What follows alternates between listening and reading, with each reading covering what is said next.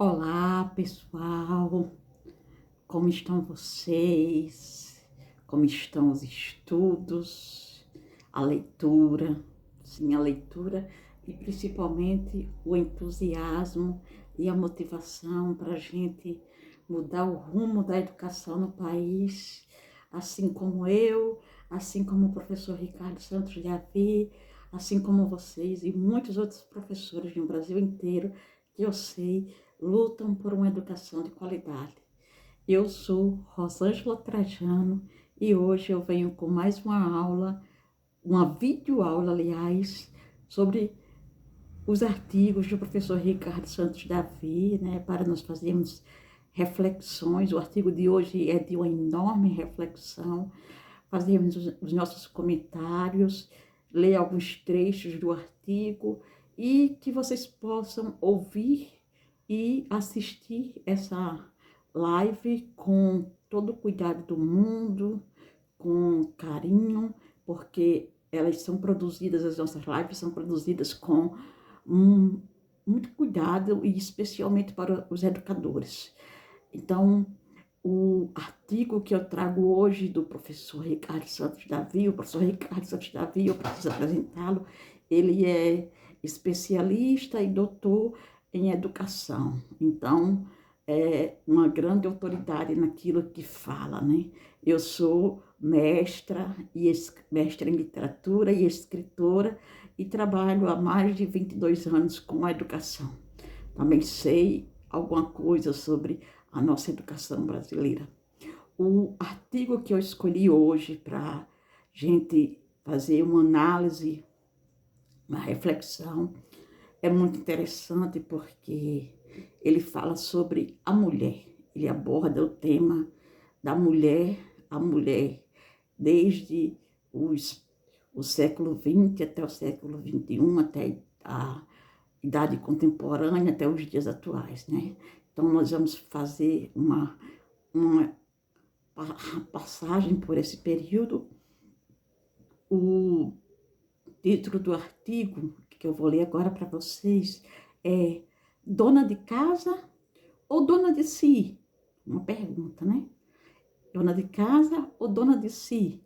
Um estudo sobre a representação feminina em produtos de limpeza e alimentícios.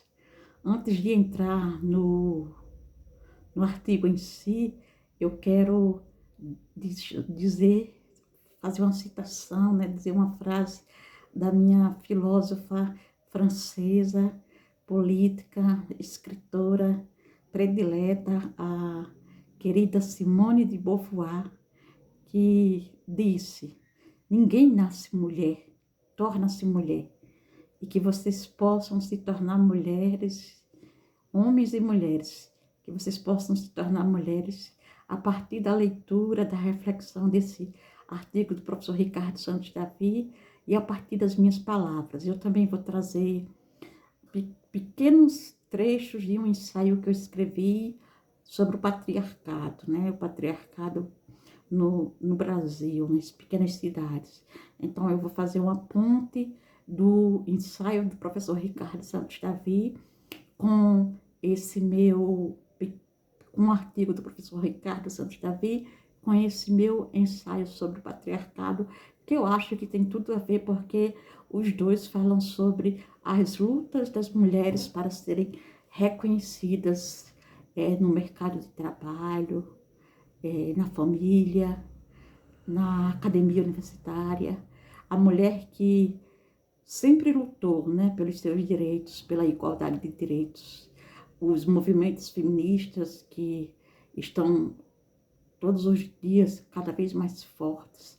E eu gosto muito também, deixo para vocês, que vocês recomendam, que vocês leiam Judith Butler. Judith Butler é uma filósofa que também fala sobre feminismo e acho que é importante para leitura, para quem gosta de trabalhar com gênero e quem gosta de trabalhar com feminismo. Outra filósofa a quem eu dedico essa live de hoje, né?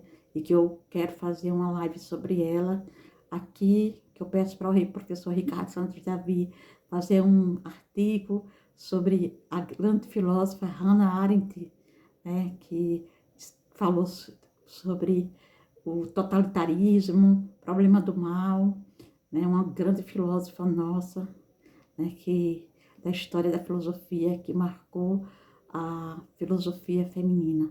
Então, eu dedico essa live especialmente para minha mãe, com muito carinho, e também dedico essa live para a minha querida amiga, né, que foi minha professora, Ana Gretel, que me ensinou a ter, que me ensinou a descobrir essa veia feminista dentro de mim e que me fez escrever muita coisa sobre as mulheres, muitos poemas, muitos ensaios, né, e que me ensinou com muito carinho bastante coisas sobre os movimentos feministas, sobre as mulheres na literatura, sobre as mulheres na antropologia, nas ciências sociais. Para você, Ana Gretel, todo o meu carinho nessa live. Então, para começar, vou repetir porque acho que vocês já esqueceram o título da live, do artigo, né? E da live também. Dona de casa ou dona de si? Um estudo sobre a representação feminina em produtos de limpeza e alimentícios. Então, o objetivo principal do trabalho do professor Ricardo Santos Davi é compreender o papel da mulher na publicidade. Ele vai falar desse papel da mulher na publicidade, ou seja, a construção da identidade feminina em propagandas antigas e atuais, em anúncios publicitários de produtos de limpeza. Foram selecionadas 7 propagandas impressas desde os anos 50 até os anos 2000, que utilizam a imagem da mulher para a divulgação comercial dos produtos de limpeza. Então, neste artigo, busca-se compreender a finalidade da utilização da imagem da mulher veiculada nas propagandas de limpeza, assim como os diálogos presentes, as diferentes vozes inseridas numa análise de propagandas que apresentam temáticas reiteradas ou diversas a cada década. Então, essa mulher na propaganda, né? Essa mulher que é vista como uma dona de casa, que é submissa ao homem, né? Que precisa cuidar da família, que precisa cuidar da casa e que não se preocupa consigo. Essa era a mulher do século XX. Mas a mulher do século XXI, a mulher da contemporaneidade, ela deu um basta nisso. Ela fez uma ruptura, né? Os movimentos feministas buscaram trazer a mulher para cuidar não somente da família, do marido, mas principalmente cuidar de si. E aí as propagandas que eram feitas apenas com as mulheres fazendo propagandas de produtos de limpeza para as suas casas, começam a surgir novas propagandas, como nós vamos ver aqui no texto, propagandas de cosméticos, propagandas de vestuários, calçados, e aquela mulher que cuidava da casa, cuidava somente do marido, ela rompe com as tradições, ela rompe com os costumes e vem para o novo, vem para a novidade. Ela vem ser uma mulher no mercado de trabalho, que luta pela sua sobrevivência, que traz comida para dentro de casa também, que ajuda a pagar as contas, essa mulher que rompe com todos os preconceitos estabelecidos pela sociedade, né? Nós ainda vemos muito a mulher, em algumas instâncias, sofrendo muitos preconceitos. Infelizmente, em algumas empresas, as mulheres em cargos de cargos grandes, né, de diretorias, de céus, recebem menos do que os homens, nós vemos isso. os salários são bem abaixos, apesar de elas terem demonstrado que são extremamente eficazes nos seus trabalhos, né, no que fazem um trabalho de qualidade, mas ainda recebem um salário bem inferior aos homens. Na política, as mulheres ainda são pouquíssimas, acho que 15%, né, no nosso país só tem mulheres políticas. Inclusive, neste momento que eu estou gravando esta videoaula, nós só temos uma mulher governadora no nosso país, né, que é a governadora do meu estado. Então, não, e os outros todos são homens. Então, que nós possamos tirar essa mulher de dentro de casa, né, e trazê-la para o mercado de trabalho, trazê-la, mostrá-la útil, porque ela vai ser útil em outras coisas. Ela vai ser útil para ser médica, para ser juíza, para ser o que ela quiser. A mulher está e estará onde ela quiser, né? Assim lhe deem a oportunidade. E a mulher, gente, mulher não tem nada de ser bicho esquisito. Não, a mulher é um ser como outro qualquer que tem que deve ter seus direitos garantidos. Então, que a mulher consiga cada vez mais chegar longe nos seus sonhos, consiga vencer todas as intempéries e problemas que aparecerem na sua vida, passar por cima de todos os obstáculos, porque a luta feminina começou há muitos anos. Ainda existirão muitas lutas e nós estaremos aqui, nós feministas, nós mulheres, nós que nos amamos, nós que cuidamos de nós, que cuidamos dos nossos filhos, dos nossos maridos, nós que levantamos a bandeira e dizemos que queremos dias melhores, mais igualdade de gênero, né? Então, na sociedade, desde os tempos mais antigos até a atualidade, existiram grandes diferenças apresentadas entre o homem e a mulher, né? O homem foi sempre visto como aquele que era para chefiar a casa, que era para o que tinha força, né? Que era para trabalhar. Hoje, esses tabus estão fora de moda, né?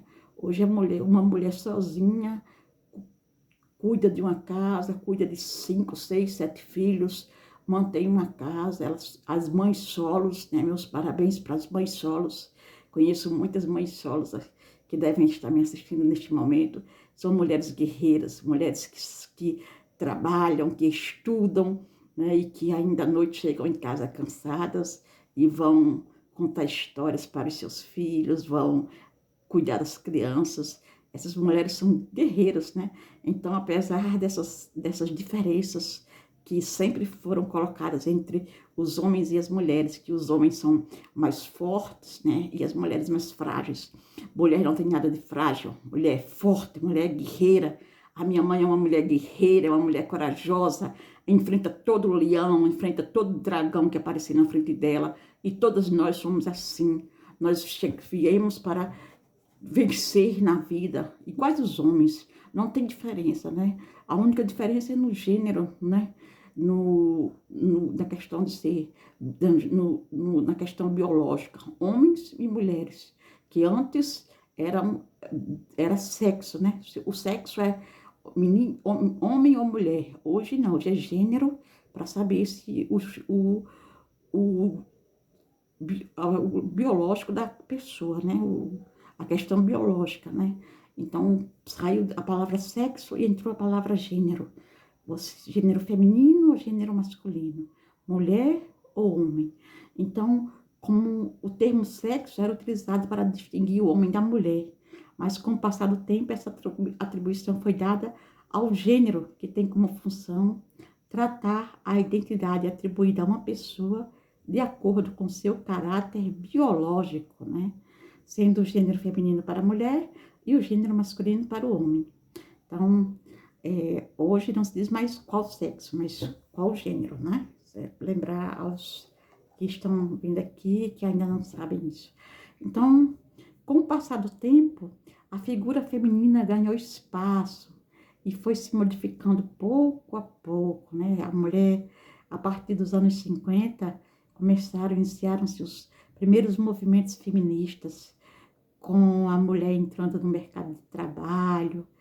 E é a partir desse momento que as primeiras agências de propaganda foram instaladas no Brasil. E quando essas agências de propaganda se instalam no Brasil, elas veem nas mulheres um potencial muito grande, né? Para fazerem propagandas de limpeza, já que elas cuidam da casa. Então, é nada melhor do que trazê-las para a publicidade, para fazerem propagandas de materiais de limpeza. Só que nós vamos ver lá na frente que isso mudou, né? A mulher foi mudando o seu papel na sociedade e com isso as propagandas também modificaram. Durante o processo da criação da identidade feminina, a publicidade tinha um papel fundamental, pois apresentou valores, mudanças e desenvolvimento da imagem feminina, desde tempos antigos até a atualidade. Com a propaganda, a mulher passou a ser público-alvo de consumo, né? Devido às novas tecnologias que eram oferecidas e apresentadas, facilitando, assim sua vida por meio dos produtos oferecidos e tornando-a uma mulher da época. Então, a mulher começou a ter produtos que iriam melhorar o seu trabalho dentro de casa, né? O ferro elétrico, né? Que substitui o ferro a vapor, o fogão elétrico e o fogão que nós temos, que muitas pessoas têm em casa, né? De 4 bocas, 6 bocas, substitui o fogão a lenha, o fogãozinho a lenha, a carvão e a gás. A batedeira veio para melhorar a vida da mulher, para fazer bolo e outras comidas. A famosa enceradeira, né, para encerar os pisos da casa, para a mulher não se abaixar tanto, não ficar com a coluna doendo. O liquidificador, o tanquinho de roupa, o secador de cabelos, aspirador de pó, panelas de pressão, os produtos de embalagens plásticas.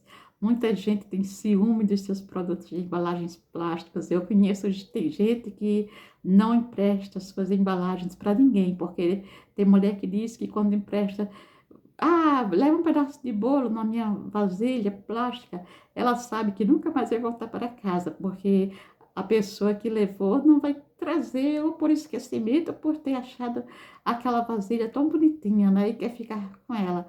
As mulheres têm um jeitinho tão especial para comprar as coisas, né? Elas cuidam das suas coisas com muito carinho. É tudo arrumadinho, tudo organizado. Tem mulher que é muito perfeccionista. Ela guarda a panela de pressão, tem um lugar para panela de pressão na sua cozinha, tem um lugar para as xícaras, um lugar para os pratos. A sua cozinha é extremamente organizada, né? A cozinha da mulher contemporânea, além de ser estilizada, bonita, né? Preparada por arquitetos, né? Por pessoas profissionais competentes que fazem hoje cozinhas belíssimas. Só que a mulher, ela já não vem tanto para a cozinha, né? Ela ocupa um espaço agora, ela deixou de ocupar o espaço da cozinha para ocupar o espaço da sala de jantar, para ocupar o espaço até mesmo do escritório. Assim como eu tenho o meu escritório, que é esse aqui, para gravar os meus vídeos, as minhas videoaulas, né? Cada mulher hoje tem o seu espaço dentro de casa para trabalhar, para navegar na internet, para descansar. As mulheres são muito, muito organizadas em tudo, né? E isso é uma característica feminina muito bonita, né?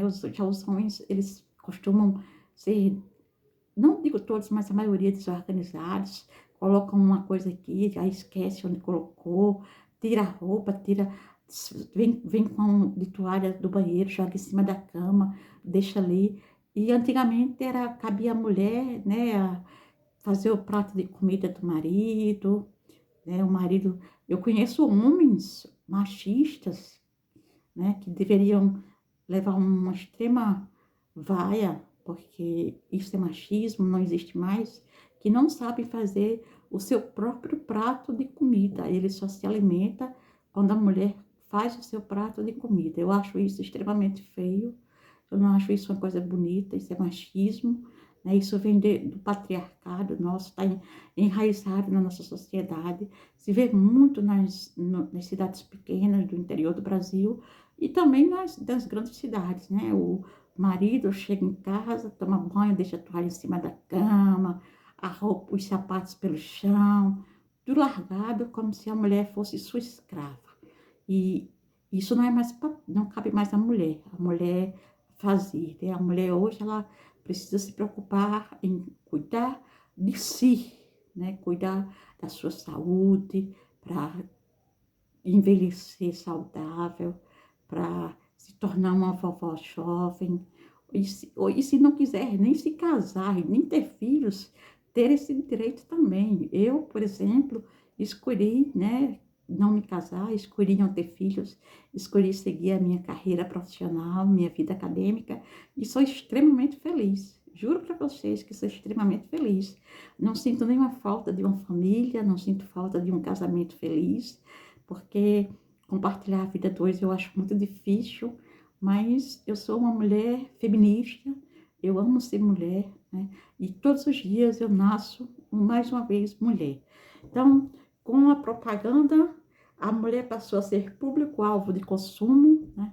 E começou a consumir esses bens que eu falei já aqui, a batedeira, a enceradeira, o liquidificador, o secador de cabelo, e deixando assim de ser apenas a mulher dona de casa e se tornando ao mesmo tempo a dona de casa, mãe, mulher moderna, trabalhadora. Outros produtos que tiveram um papel fundamental no crescimento da identidade feminina foram os de limpeza, com o surgimento do sabão em pó, detergente, amaciante e esponjas de aço. As donas de casa se sentiram muito mais satisfeitas com os resultados, pois agradavam a todos os membros da família com a casa arrumada e roupas perfumadas. Porém, com um diferencial, suas atividades eram realizadas com mais facilidade e em menor tempo de produção. Além da limpeza e do trabalho, a mulher passou a se preocupar mais com a estética, ou melhor dizendo, a mulher passou a ter tempo para se preocupar com a aparência e também com o vestuário. Aí surgiram produtos como cremes, pó de arroz, batom, blush, rímel, tornaram-se fundamentais para a valorização da imagem feminina e também passaram a ser objetos de consumo indispensáveis.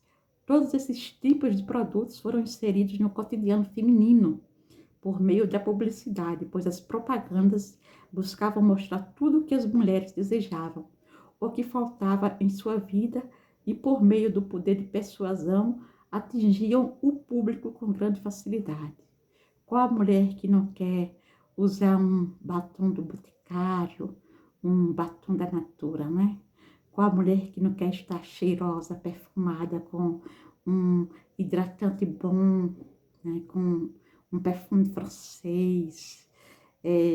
Qual a mulher que não quer tirar uma ruguinha daqui, uma ruguinha dali, uma papadazinha daqui, fazer uma cirurgia estética, fazer uma lipoaspiração, se fazer sobrancelhas, fazer as unhas. Toda mulher quer estar bonita, quer se apresentar bonita. Eu, por exemplo, quando eu venho gravar essas videoaulas para vocês, eu coloco batom, coloco pó, eu ajeito meu cabelo, né? E assim, escovo meus dentes, por incrível que pareça, para fazer uma videoaula, mas eu sei que é necessário. Coloco meu perfume, sim, eu sei que vocês não vão sentir o meu perfume, nem vão ver meus dentes brilhando, assim, só quando eu sorrir, mas eu faço toda essa higiene, é como se eu estivesse falando com vocês pessoalmente, né? E tudo isso por uma questão é, a gente quer se apresentar, né? Bonita. A gente quer que o nosso público nos veja bonita por fora e por dentro. E tem muitas mulheres que sabem ser bonitas, elegantes e atrativas é, por dentro, por fora, de todas as formas. E essa estética que a mulher busca, né? Infelizmente, as mulheres têm se preocupado muito com a beleza do corpo, com cirurgias plásticas, e muitas delas têm sofrido com cirurgiões que não são qualificados, e aí elas acabam se prejudicando, deformando o corpo, muitas até perdendo as suas próprias vidas, porque em busca da beleza perfeita corporal, né, acabam pagando por cirurgias e tratamentos mais baratos. E eu não recomendo isso para ninguém. A mulher que quer se cuidar, ela deve procurar médicos especialistas, cirurgiões que sejam de renome, porque o nosso corpo, ele nos é emprestado, ele não é nosso. Então, nós devemos cuidar dele de uma forma muito, muito, muito, com muito cuidado, com muito carinho, né? Cuidar com excelência e sermos bastante vaidosas, né? A palavra que não queria sair. As mulheres são bastante vaidosas. Eu conheço a minha mãe, eu conheço outras amigas da minha mãe. A minha mãe já tem 77 anos de idade e a minha mãe, ela é uma mulher que só sai de casa de batom, só sai de casa de sapato alto, toda elegante, tem a sua bolsinha de ir para a festa, tem as suas bolsas, tem várias bolsas, coleciona bolsas, gosta de passear no shopping. Então, as mulheres, tem muitas mulheres até que não gostam de se maquiar, tem outras que não gostam de se maquiar, que não gostam de shopping, e nós devemos aceitar todas elas, né? O importante é que elas sejam mulheres e batalhadoras, resistam ao patriarcado, que resistam ao machismo e saibam competir em todas as esferas sociais, econômicas, políticas e culturais. Então, a vida da mulher se transformou muito, muito mesmo, de 40 anos para cá. Se na década de 60 ela cuidava dos filhos e da casa, hoje ela faz isso e muito, muito mais. Trabalha, ganha seu próprio dinheiro, tem poder de consumo para comprar sua casa, seu carro, porém ainda existe uma cultura machista no Brasil. A publicidade reproduz essa cultura frequentemente. Quem diz isso é Garbogini Siqueira, né, um intelectual. E aí, a mulher, gente, ela dirige muito bem, né? Ela é comprovado que a mulher dirige melhor do que o homem, tanto que alguns seguros de carros oferecem seguros mais baratos para as mulheres, porque elas são extremamente perfeitas na direção de um carro, elas respeitam os sinais de trânsito, elas respeitam as leis de trânsito. A mulher, ela é muito cuidadosa, né? Além de ser vaidosa, ela é muito cuidadosa com tudo. Tem uma mulher no Brasil que eu admiro muito, que é a ministra do nosso Supremo Tribunal Federal, a excelentíssima senhora doutora Carmen, né? E eu a admiro muito, né, por ser uma ministra belíssima e por fazer um trabalho tão maravilhoso junto àqueles outros juízes, né, aqueles homens, e estar ali ao lado deles. Uma mulher poderosa, uma mulher que lutou pelos seus sonhos e chegou até o Supremo Tribunal Federal. Então, ela é um exemplo para que nós mulheres possamos saber que nós temos forças e podemos conquistar aquilo que desejarmos, né? Basta lutarmos para isso. A luta é grande, mas desistir nunca. Aí, por volta da década de 60, quando surgiu a revista Cláudia, né? A mulher brasileira também começou a demonstrar os seus primeiros passos de mudanças. A própria revista promovia debates ao tratar de temas polêmicos como divórcio, pílulas anticoncepcionais, sexo, aborto, crescimento profissional, dicas de maquiagem, moda e emagrecimento, entre outros temas considerados como modernos e inovadores. A meta da revista era despertar desejo por transformações que levassem a mulher realizadora e ativa, né?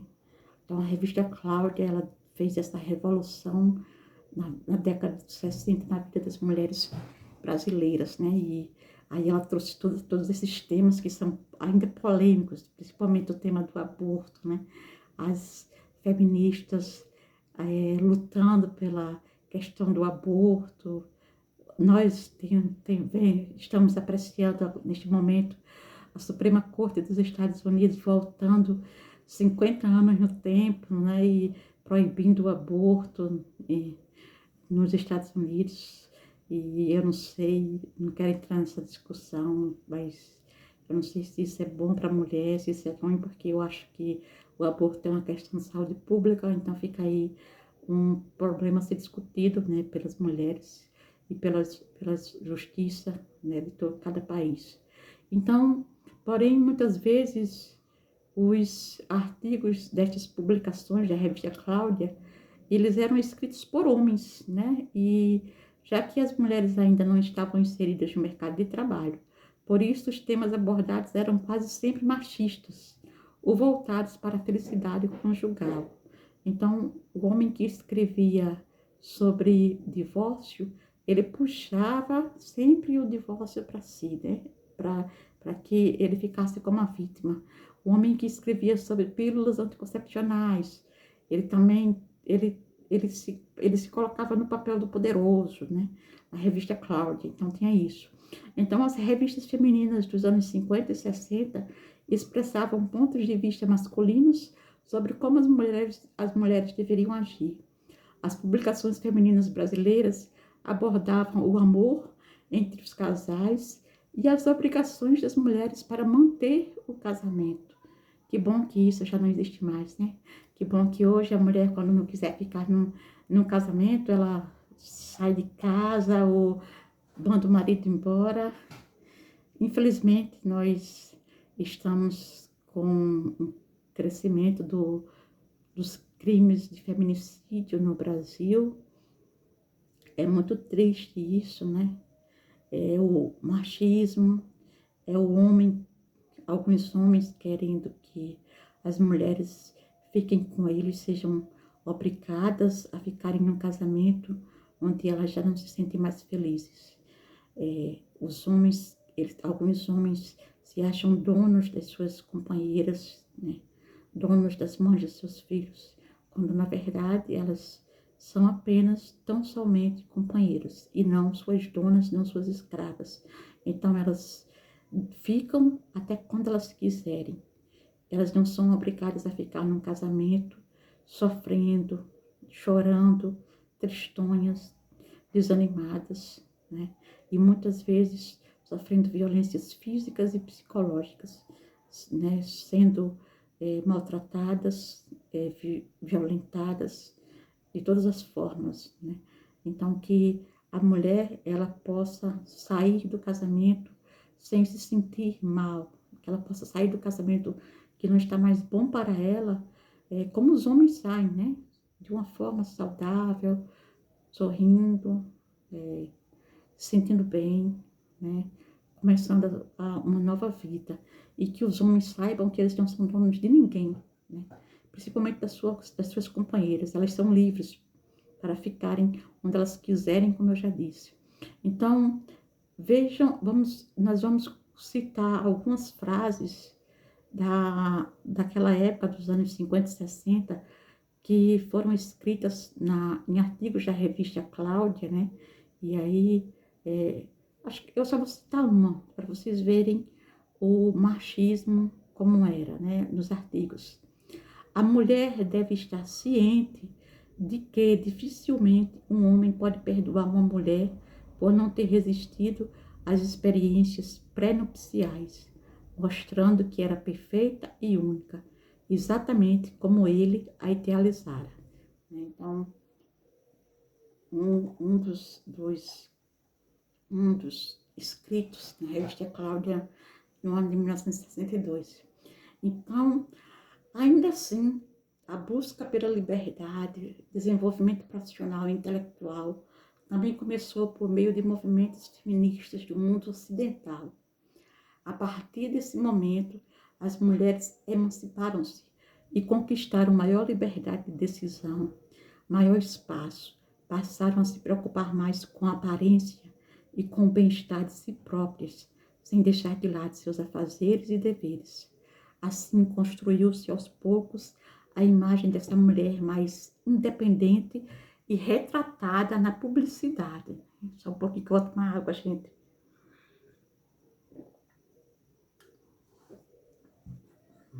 Com o passar do tempo, a mulher realizou outra conquista.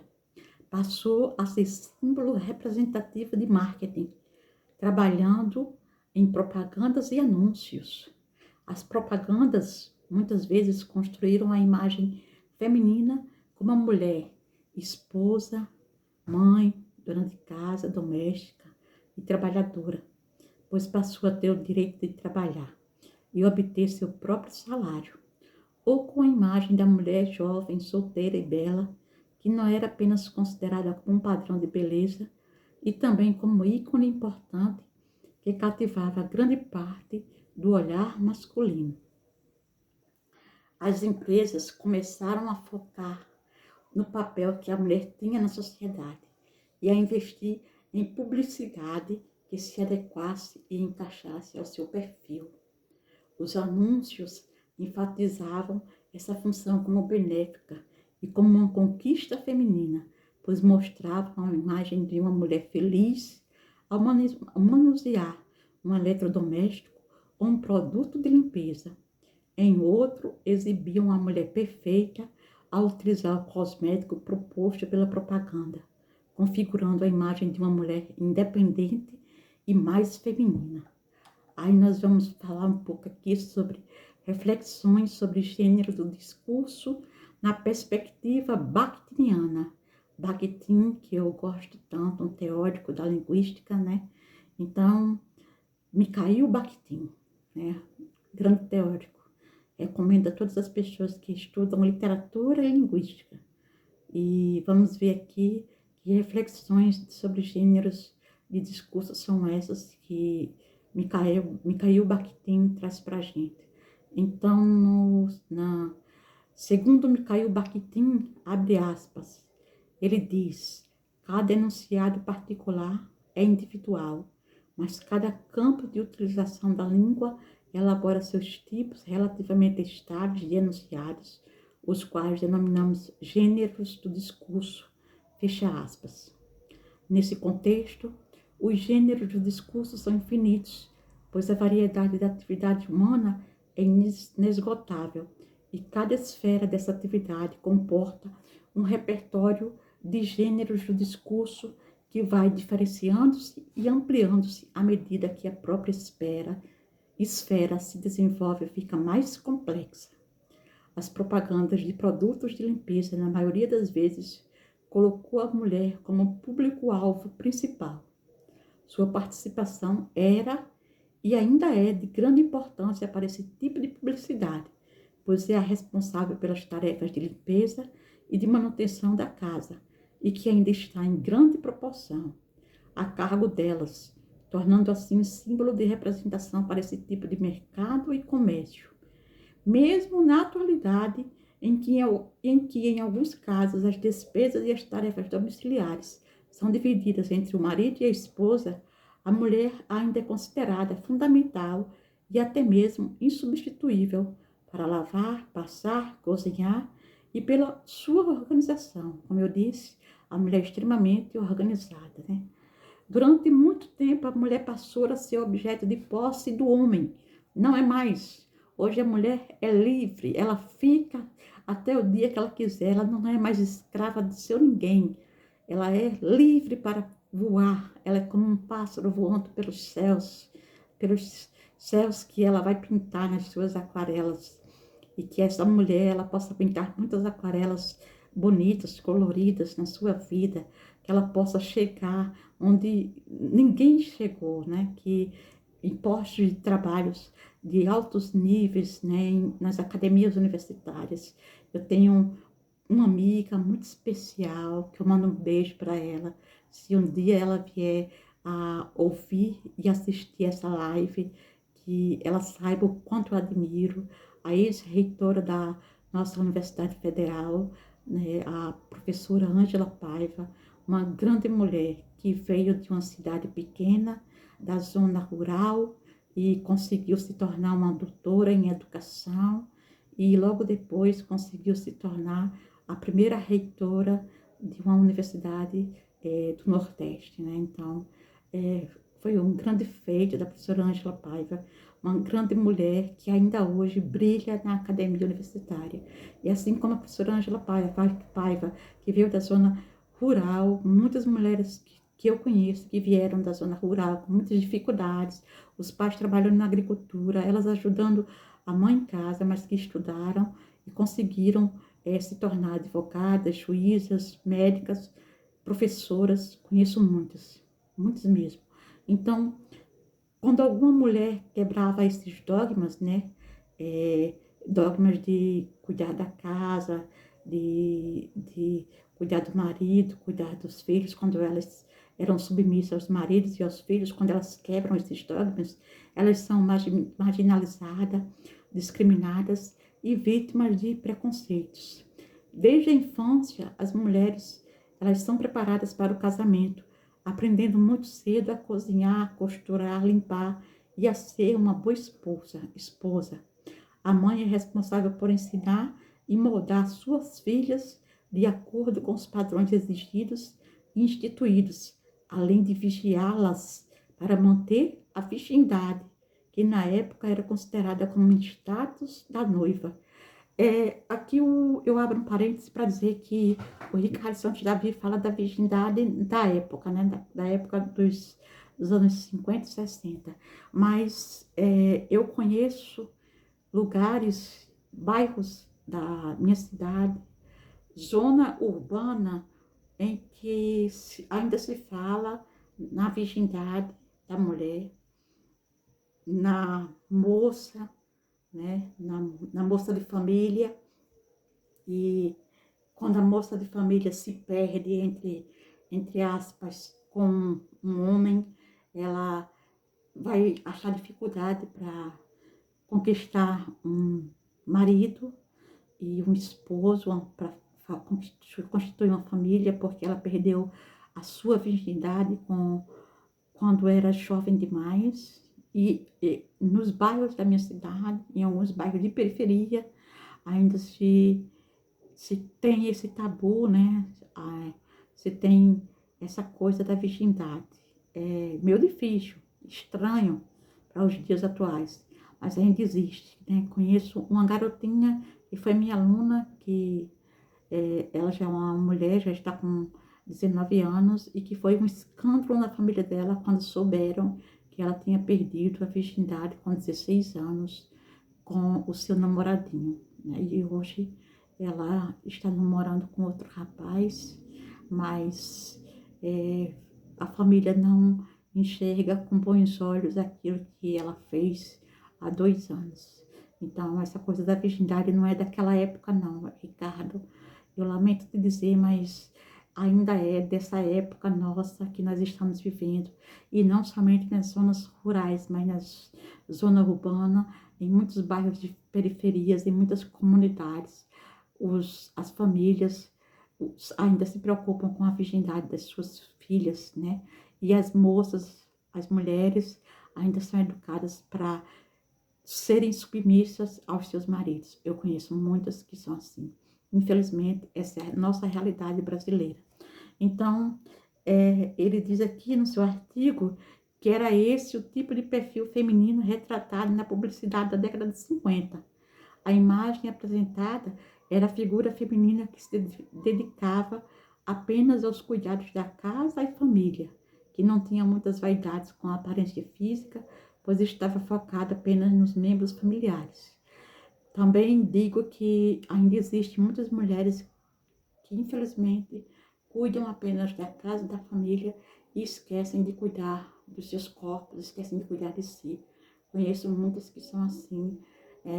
No meu bairro, existem muitas mulheres que esquecem de si e deixam de cuidar de si próprias para cuidarem das famílias, cuidarem de seus maridos, né? E é uma pena, porque elas acabam perdendo a juventude, perdendo a beleza, porque precisam cuidar de um marido que é um extremamente machista, né? E se preocupa somente em tirar ou fazer uso fruto da mulher, fazer uso da mulher em todos os sentidos, né? Explorando-a como se fosse a sua escrava, né? Então, o produto apresentado na propaganda, nessa propaganda que nós vamos ver aqui, foi um dos primeiros sabões em pó a chegar ao Brasil, né? Nós vamos falar da propaganda do primeiro sabão em pó que chegou no Brasil, que foi a primeira marca nacional de sabão em pó, que também era fabricado pela indústria Unilever e que é hoje a atual fabricante dos produtos de sabão em pó chamados de Omo. O sabão, qual a mulher que não conhece o sabão em pó Omo, né?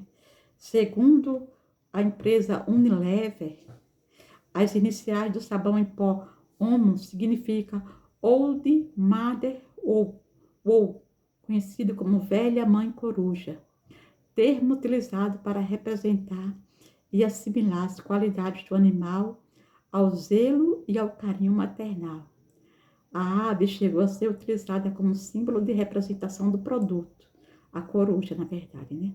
Na Inglaterra, no início do século XX, chegou até a ser estampada em diversas embalagens. Porém, essa versão nunca chegou ao Brasil, né? Então, com a chegada da marca Omo no Brasil, grande parte das donas de casa passaram a utilizá-lo por oferecer em uma única embalagem um produto 4 em 1, que lava, alveja, coara e dá brilho ao mesmo tempo. Então, foi a primeira propaganda de sabão Omo no Brasil foi feita por uma mulher, né? O produto multifunções ficou muito conhecido por obter sua cor azul, tanto no produto quanto nas embalagens. Sua difusão foi muito grande no país, a facilitar a vida das brasileiras, que com seu surgimento deixaram de usar o conhecido anil usado para alvejar as roupas. A cor azul, utilizada tanto no produto quanto nas embalagens, é considerada como marca registrada e como estratégia de marketing, pois sempre que se pensa em sabão azul, logo vem a imagem do sabão Omo. No anúncio, há uma frase de destaque, o anúncio, a primeira propaganda, que tem uma mulher e uma frase, né, que diz aqui, que leva o leitor a pensar nessa hipótese de lavar roupas sem sabão, como sendo uma ideia quase impossível. Pela concepção dialógica da linguagem, é possível afirmar que há uma voz feminina presente no enunciado representando a voz da mulher consumidora do produto, a própria dona de casa questionando a possibilidade de se lavar sem utilizar sabão. Em sequência, a resposta do enunciador da propaganda. Novo lava roupas no mesmo molho e dá brilho à brancura. Então, fica evidenciado, né, que a atitude responsiva ativa concebida por Mikhail Bakhtin, pois como todo enunciado requer uma resposta. Nesse caso, há um possível questionamento de uma consumidora e, em sequência, a resposta do enunciador desse discurso, denotando um diálogo. Por meio desses enunciados, antecipa-se a possível reação da mulher, ou seja, uma surpresa diante da constatação dos efeitos do produto veiculado. Então, o sabão em pó Omo ele chegou ao Brasil, só resumindo, né? E para mudar a vida da mulher, para facilitar a vida da mulher na hora de lavar roupa, porque ele era 4 em 1, né? Ele dava aquele azul aquela pedra de anil que as mulheres usavam antigamente. E aí a primeira propaganda de sabão em pó Omo foi feita por uma mulher, uma brasileira, né? E essa propaganda ficou marcada e está aqui a imagem, a ilustração no artigo que eu vou deixar a descrição para vocês aqui no... Vou deixar o link na descrição para vocês. Então, segundo Mikhail Bakhtin, o estilo considerado como escolhas linguísticas no enunciado novo homo é diferente e o mais aperfeiçoado que existe. 3 bons punhados formam um molho de espuma abundante que lava montanhas de roupas e dá brilho à brancura. Novo homo, vou repetir, eu pulei aqui. Novo homo é diferente e o mais aperfeiçoado que existe. 3 bons punhados formam um molho de espuma abundante que lava montanhas de roupa e dá brilho à brancura. Essa era a frase que vinha na propaganda de sabão homo, né? Que significa que não é comum, que é extraordinário e que o sabão realiza milagres. Enuncia-se, portanto, que o homo é capaz de limpar como se fosse um milagre, pelo fato de facilitar todo o procedimento de lavar roupas, pois anteriormente era possível somente por meio do sabão comum em pedaços de pedra. Afirma-se ainda que homo é melhor que os demais, tornando estes antiquados, ou seja, ultrapassados. Esse discurso revela a necessidade de convencer o consumidor, mostrando-lhe características inovadoras de um produto recente no mercado, reafirmando assim a concepção bakhtiniana de que o enunciado está sempre situado em um determinado contexto histórico-social, atendendo às necessidades enunciativas do momento. De outro, homo, que também é um sabão, mas diferente, pois por meio das escolhas lexicais, tais como diferente, abundante e da brilho à brancura, sobrepõe suas características, alcançando as concepções de um produto superior, avançado, ou seja, o milagre azul. Há também as afirmações de que o produto contém todos os valores positivos agregados. Então, o enunciatário é instado durante todo o anúncio, por meio do emprego do imperativo brilhe, juntamente com os verbos modernize e lave, conjugados no modo imperativo, evidenciando a intenção de convite, desafio ou de sugerir que a prova seja feita e o consumidor possa visualizar essa limpeza por meio desse novo produto. Então, a imagem da mulher, dona de casa, segurando toalhas brancas, toda contente e feliz, constrói a ideia de que a utilização do produto homo garante a alegria nesse afazer doméstico, devido a seu resultado final, tornando este trabalho mais prazeroso. Ainda, a mulher que não sabia realizar os afazeres domésticos e que não possuía nenhum dote, não era digna de um bom casamento ou respeito de marido, caso conseguisse algum. Então, assim é possível verificar, por meio das ações dessa mulher, a busca pela liberdade e pela igualdade feminina, e em especial no Brasil, no século XX, o direito ao voto foi alcançado pelas brasileiras em 1932. E aqui eu abro um parêntese no artigo de Ricardo, para eu falar um pouco sobre esse direito ao voto que a mulher conquistou em 1932, né? O voto feminino no Brasil. Como foi a conquista desse voto feminino? O primeiro país do mundo a permitir o voto das mulheres foi a Nova Zelândia, em 1893. No Brasil, a conquista do voto feminino ocorreu quase 40 anos depois, em 1932. Apesar da distância entre um e outro, as mudanças provocadas por movimentos feministas internacionais tiveram impacto na sociedade brasileira. Por isso, é fundamental compreender como o processo de luta pelos direitos políticos se deu em outros lugares e sua influência em terras tupiniquins. Mas como a história é longa, né? Então, a primeira mulher a conquistar o voto feminino, né? Do Brasil, vou dizer para vocês como foi, No Brasil, a conquista do voto feminino ocorreu no mesmo dia da criação da Justiça Eleitoral, em 24 de fevereiro de 1932. Mas, apesar dessa ser a data oficial, anos antes, algumas brasileiras já tinham votado.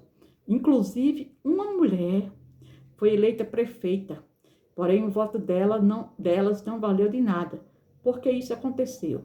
Vamos ver.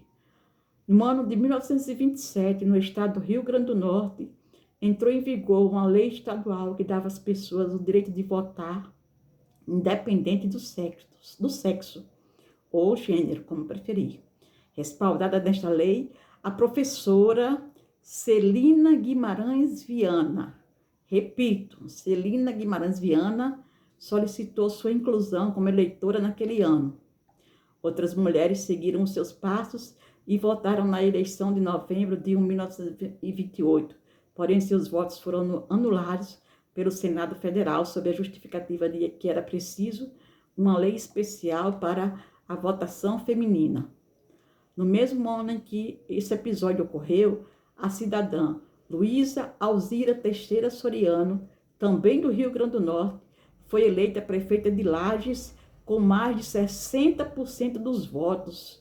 O fato é importante não só para a história do Brasil, mas para toda a América do Sul, visto que ela foi a primeira mulher a assumir um cargo político na região.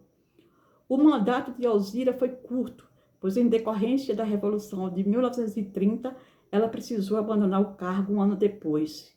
O direito de Celina também durou pouco, visto que o Senado cancelou os votos. Mas apesar de breve, a trajetória política das duas mulheres ficou marcada para sempre. Então, Celina, só um pouquinho. Celina e Luísa, né, do Rio Grande do Norte, meu estado, que eu amo tanto, mais precisamente da cidade de Mossoró, Celina e Luísa, da cidade de Lages, foram essas duas mulheres guerreiras, né, que a Celina foi a primeira mulher a conquistar o voto feminino no Brasil, e a Luísa, a primeira mulher a se tornar prefeita, né? E que orgulho eu tenho dessas duas mulheres, gente, que orgulho. Então, voltando para o artigo do professor Ricardo Davi, na metade dos anos 80, no campo político, surgiram vários grupos de mulheres trabalhadoras, organizações sindicais, associações feministas, que devido à preocupação de melhoria das condições de vida, lutavam também pela divisão sexual do trabalho. Com isso, conseguiram cargos que antes eram ocupados por homens, como nos sindicatos, na política, nas associações, etc. No meio rural, as mulheres também lutaram por seus direitos, pois não havia uma divisão entre as atividades do lar e do trabalho, além da educação dos filhos e a vida social. E aqui, falando em ocupação da mulher nos sindicatos, na política, eu quero deixar o meu abraço para minha grande amiga sindicalista, Aldinete, né, que luta bravamente pelo seu sindicato. E também quero deixar o meu abraço para as mulheres que trabalham maravilhosamente na política brasileira, e mais especial para a candidata presidenciável, né, à presidência, às eleições presidenciais neste ano eleitoral, que ela, se ela não alcançar sucesso, mas que ela tenha muita sorte na sua trajetória política, e desejo para ela toda a sorte do mundo e toda a felicidade. A nossa querida Simone Tebet, né, que também tem uma vice feminina, esqueci o nome da sua vice agora, mas vi no noticiário de hoje que foi escolhida a sua vice para as eleições, e que ela dispute de igual para igual com os outros candidatos dessas eleições presidenciáveis que estão aí. E toda sorte do mundo, Simone Tebet, para você, né? Então, entretanto, as mulheres frequentavam a Igreja Católica e nela era considerada como o mais importante meio de solidariedade, reagindo contra a injustiça social e reafirmando as condições da mulher ser esposa, mãe e do lar. Nos anos 80, muitas mulheres tornaram-se sindicalistas, ativas e reivindicaram pela saúde, pela educação, pela melhoria dos serviços coletivos municipais, organizando debates abaixo-assinados, encontros e manifestações. Entraram para essa luta também as professoras, enfermeiras, assistentes sociais e médicas.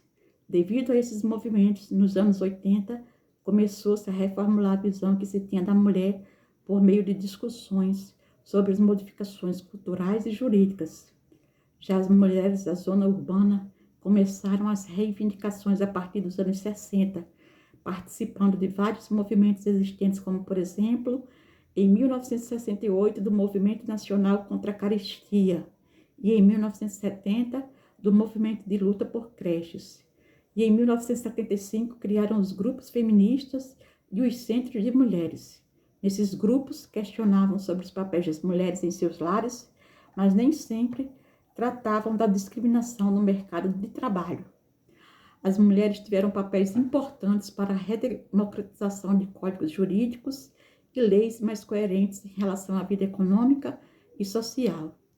Além disso, lutaram contra a violência e lutam, e a discriminação feminina.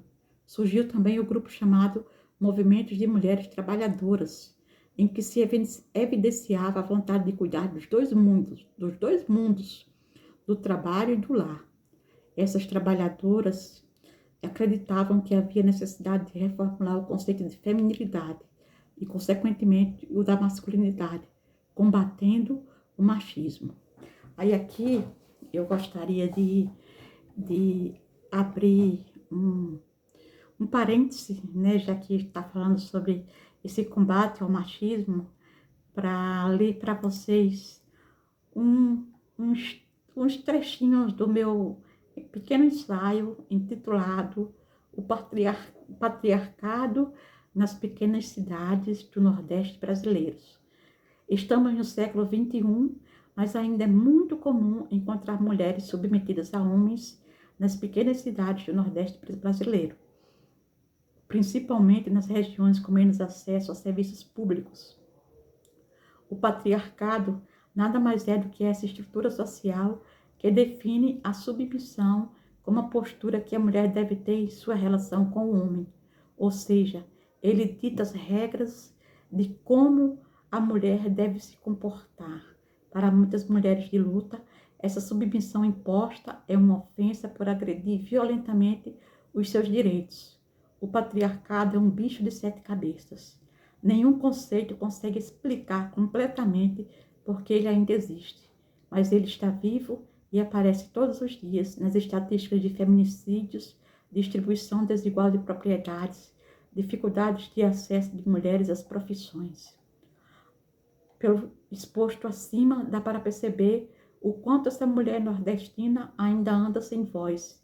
Ela não conhece seus direitos, submete-se às ordens e às opressões machistas dos seus companheiros. Sim, algumas se rebelam. Algumas não suportam tanta opressão, mas são poucas. E as que se rebelam, em geral, fogem para a cidade grande, onde a coisa não é tão fácil. Essas mulheres nunca saberão o que é ter prazer numa relação sexual, pois são tratadas como parideiras de filhos. Elas não têm o direito de escolher o número de filhos que querem ter, não têm direitos a gemerem na cama e muito menos a falarem em orgasmo.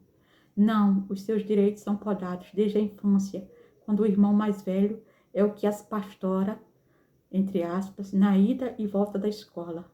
Muitas dessas mulheres das pequenas cidades do Nordeste brasileiro, por incrível que possa parecer, não podem ir à escola para não aprenderem a ler e começar cedo a se enxerir, entre aspas, aos jovens rapazes por poderem marcar encontros às escondidas através de bilhetes, como também não devem ser alfabetizadas para não escreverem cartas de sem-vergonhice. Um direito que todo ser humano deve ter é negado à mulher pelos homens da família, mais precisamente pais violentos que castigam as suas filhas quando essas desobedecem às suas ordens. Então, esse é uma pequena parte do meu ensaio sobre patriarcado nas famílias do Nordeste brasileiro. E como aqui o professor Ricardo Santos Davi, ele fala sobre o machismo, eu trouxe essas palavras para vocês. Aceitar que a mulher é capaz de assumir responsabilidades iguais às dos homens. Por outro lado, a mulher deve romper com os traços de submissão que será conquistada pelo espaço de igualdade. Então, que a mulher não se submeta mais a nada. Aí nós vamos falar sobre o gênero feminino nas propagandas, e eu vou tomar um pouquinho de água, só um pouquinho. Tá sede, gente. Aqui no Rio Grande do Norte é calor o tempo inteiro. É um sol, é um sol para cada pessoa, como dizem os meus amigos. Então, o gênero feminino nas propagandas. Na sociedade, desde os tempos mais antigos até a atualidade, existiram grandes diferenças apresentadas entre o homem e a mulher, né? Como eu já disse, né? Então, a tríade retórica. Vamos dar um pulo para adiantar, o nosso vídeo está ficando já grande e eu ainda tenho algumas coisas para falar. O que seria essa tríade retórica? O processo argumentativo pressupõe uma organização de imagens mútuas que vão sendo construídas ao longo de todo o discurso entre locutor e alocutário. Verifica-se na publicidade a construção dos efeitos de sentido, proporcionando uma eficácia discursiva a partir do funcionamento dos três elementos da retórica grega: o ethos, o pathos e o logos. Vamos ver rapidamente o que são esses três elementos: ethos, pathos e logos.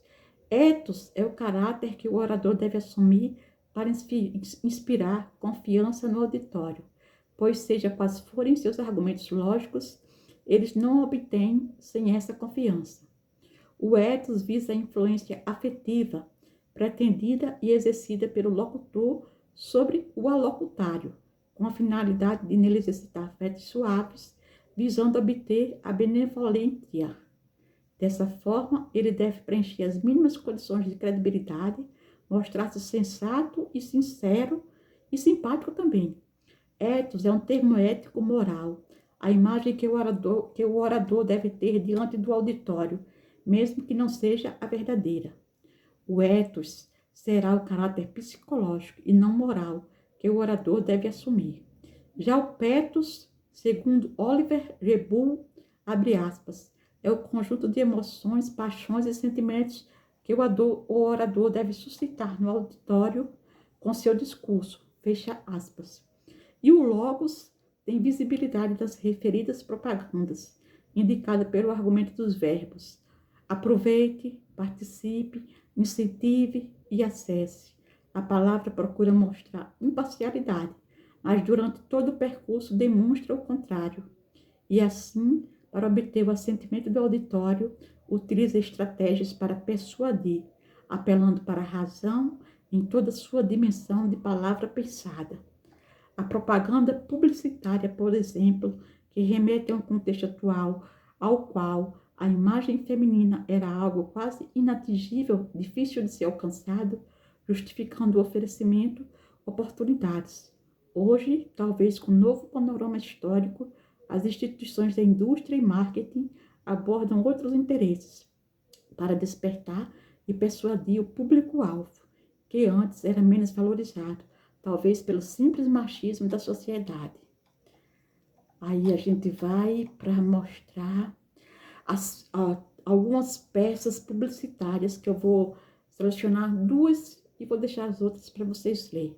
A primeira da Garnier Fructis. A Garnier Fructis foi uma propaganda publicitária, né? O pathos e o ethos da retórica aristotélica estão presentes na figura da atriz, aliás, Bruna Marquezine, né? Atriz de novelas, filmes, séries. O primeiro atinge o público por conta do carisma da atriz, que é querida por boa parte dos brasileiros, e, portanto, com a imagem dela na propaganda. As pessoas vão analisar melhor a proposta da marca. O segundo encontra-se na confiança que a figura de Bruna Marquezine passa, por ser uma personalidade que está constantemente na mídia e representar atualmente um padrão de beleza no país. Isso influencia a atitude do público com a sua recomendação do produto. E além da confiança passada por Bruna Marquezine, Muitas mulheres gostariam de ter o cabelo como o seu e acreditam que comprando os cosméticos da marca alcançarão esse objetivo. Logo, este é também um argumento emocional que atinge o público feminino. O logos encontra-se na seguinte declaração de Bruna Marquezine, abre aspas, Fructis mudou e eu mudei para Fructis, fecha aspas. Isso pode convencer o público a experimentar a nova linha da marca, mesmo que já tenha sido usado e não aprovado, pois mostra que o produto melhorou a ponto de Bruna Marquezine escolher para usar em meio a tantos outros. Nesta campanha do Garnier Fructis, há também a presença do maravilhoso, já que faz as mulheres acreditarem que terão uma vida próxima à da atriz, se utilizarem os produtos da linha apaga danos e que, independente do cabelo que tem, podem deixá-lo impecável e sem sinal de danos como o da foto, apenas usando os itens da marca. A ideia de colocar Bruna Marquezine como garota propaganda foi muito inteligente e uma ótima jogada de uma marca que há muito tempo não era tão comentada e procurada no Brasil. Aí eu vou falar sobre outra propaganda, que é a da Seara, né? Que é feita pela apresentadora de televisão Fátima Bernardes. A peça publicitária Seara corresponde à propaganda da linha de produtos alimentícios da marca Seara. A partir do ponto de vista da retórica aristotélica, encontramos o ethos, pois a marca Seara é famosa e é reconhecida mundialmente por sua qualidade. Além, é claro, de a oradora ser Fátima Bernardes, uma jornalista com muita credibilidade, reafirmando assim a real qualidade dos produtos. O logos, o argumento lógico da peça, está presente no momento da escrita da propaganda. Abre aspas. Experimente os produtos Seara. A qualidade vai te surpreender. Fecha aspas. Em relação aos mecanismos de persuasão, encontram-se argumentos emocionais, na medida em que o anúncio mostra a frase bem construída, a garota propaganda, Fátima Bernardes, e a imagem do produto já feito, despertando irracionalmente a fome no público. A cor avermelhada do anúncio prevalece, alinhando-se à do logotipo da marca, afirmando assim a disposição dos elementos verbais. Há uma identificação com a marca, pois o público analisa o produto de acordo com Fátima Bernardes, que transmite uma imagem de uma mulher séria. O estímulo dos sentidos é claramente observado na imagem da carne sobre o prato, estimulando, além da visão, a sensação de tato, olfato e paladar. A associação entre os universos comercial e emocional, na medida em que se destacam os produtos da marca e a imagem da jornalista como fator de adesão ao público. Então, aqui o Ricardo Santos Davi, ele trouxe no seu artigo, ele falou sobre a mulher nos anos 50 e 60, ele trouxe a mulher nos anos 90, ele fez um panorama dessa mulher que era dona de casa, que cuidava da família, do marido. Ele trouxe a mulher que foi para o mercado de trabalho, foi para os sindicatos. Ele trouxe a mulher que vaidosa, que cuida de si, da sua estética, e fazendo essa ligação da peça publicitária, da mulher com a propaganda. A propaganda que começou trazendo a mulher com produtos de limpeza e hoje está na televisão com vários tipos de produtos cosméticos, vestuários. A mulher hoje é vista como um grande potencial para fazer propaganda, porque ela passa credibilidade, ela passa confiança, ela passa coragem. Então, as mulheres estão em alta nas propagandas. Então, o Ricardo fala tudo isso no seu artigo. E para nós concluirmos, né, tem outras propagandas que ele faz menção, do Boticário seria uma, né, da maquiagem Make B. E para nós terminarmos, para não nos alongarmos tanto, a mulher destacou-se e ainda continua se destacando devido às suas grandes conquistas, seja nos afazeres cotidianos, seja no mercado de trabalho. Anteriormente, a mulher não possuía direito às escolhas, não tinha voz social, pois na maioria das vezes era submissa ao homem, dedicando-se apenas aos afazeres domésticos e cuidados com a família. As mulheres eram educadas desde a infância para se tornarem, no futuro, excelentes donas de casa, pois aquelas que não soubessem cozinhar, lavar, passar, não haveriam de arranjar bom marido e bom casamento. A publicidade reflete essas mudanças, pois nas propagandas mais antigas, o foco principal eram os afazeres destinados ao lar. Hoje, as propagandas trazem o cuidado da mulher consigo, né? Hoje é a vida saudável, é a prática de esportes que a mulher tem que praticar, é a prevenção das doenças, a prevenção do câncer de colo uterino, a prevenção do câncer de mama. Chama a atenção das mulheres para que façam sempre visitas aos seus médicos, mastologistas, ginecologistas, pratiquem esportes, né? Estejam sempre de bem com a vida, porque a tristeza, a depressão trazem doenças sérias. E vocês, mulheres, lutem pelos seus sonhos, nunca deixem de ir em busca daquilo que vocês desejam. E não tenham medo de ameaças, né? Quando vocês quiserem largar os seus companheiros, vocês têm o direito de fazer isso com segurança. Se eles não aceitarem, peçam ajuda à justiça, né? Tem o Disque Mulher gratuito. Então, assim, hoje as portas estão abertas para de todas as instâncias para receberem as mulheres. As mulheres são bem-vindas, as suas ideias, né? As mulheres escritoras, assim como eu, que têm se destacado no mundo, né? Ganhado prêmios Nobel de Literatura. Nós temos a escritora da Academia Brasileira de Letras, Ana Maria Machado, que ganhou seu prêmio Nobel com um livro infantil intitulado Bisabia Bisabel, uma grande escritora. Nós temos a escritora Ruth Rocha, maravilhosa também, que escreve para crianças. Lígia Fagundes, que morreu recentemente. Nós temos grandes escritoras, grandes mulheres, como eu já citei aqui, a ministra do STF, a doutora Carmen, né? E outras mulheres que fazem desse Brasil um país melhor. A governadora do meu estado, do Rio Grande do Norte, a senhora Fátima Bezerra, a candidata à presidência, às eleições presidenciáveis deste ano eleitoral de 2022, a nossa querida Simone Tebet, né? E todas as outras mulheres que estão lutando por nossos direitos, por igualdades, né? Que elas tenham sucesso nas suas carreiras, em todas as instâncias, e que a intenção de convencer as mulheres sobre os seus valores e capacidades desses produtos anunciados, né, em relação aos demais existentes no mercado, que os produtos anunciados, os produtos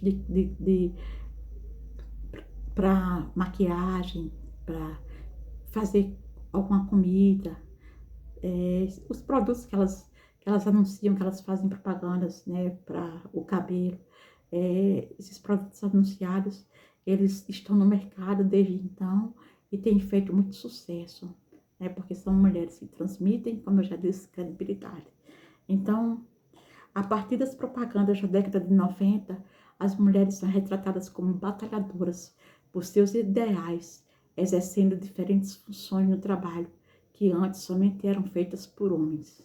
Então, eu deixo aqui, vou terminar por hoje, deixo aqui o meu grande abraço a todas as mulheres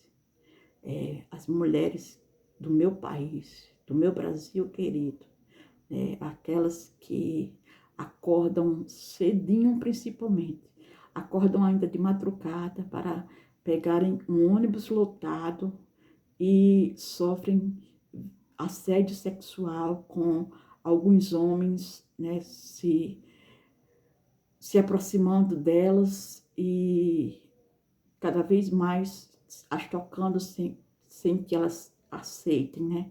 Essas mulheres que todos os dias sofrem assédio sexual nos transportes coletivos, nas suas empresas, que elas tenham coragem de denunciar. A justiça vai apoiá-las, elas vão receber apoios de outros grupos feministas, de outras mulheres, e não vão ficar sozinhas. Nenhuma mulher está sozinha mais neste mundo, nenhuma mulher está sozinha mais no país. Todas as mulheres estão unidas, né? Mexeu com uma, mexeu com todas. E que vocês, mulheres, possam sempre lutar pelos seus ideais. E como termino dizendo a frase da minha querida filósofa Simone de Beauvoir: ninguém nasce mulher, torna-se mulher.